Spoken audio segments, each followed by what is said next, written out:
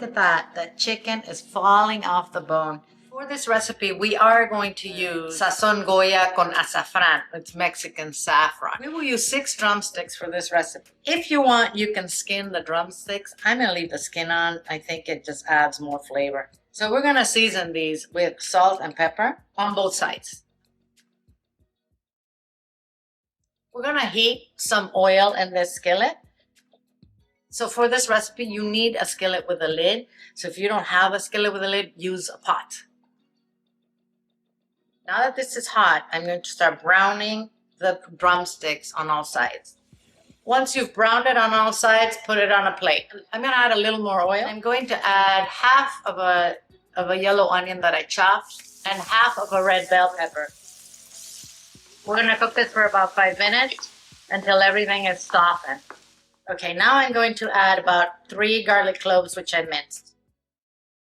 We're going to cook this for a minute until we can smell the garlic. I'm going to add 3 tomatoes, which I chopped with all the juice.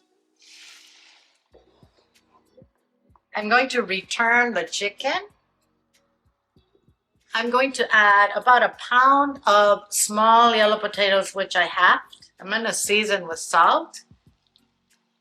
We're going to dissolve 1 envelope of that Goya seasoning and 2 cups of chicken stock. Look at that beautiful color. And we will add it to our skillet.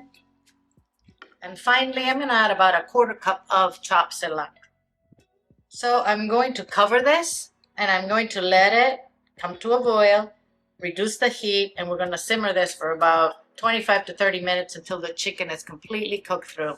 Oh, it's nice and cooked. Our potatoes are beautiful. I'm sure the chicken is cooked too. It's been cooking for 30 minutes, so I know it's done. Oh, yum.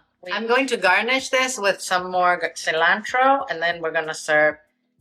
This, guys, is typically served with rice and avocado slices. I'm going to just eat it like this with some crusty bread. Delish.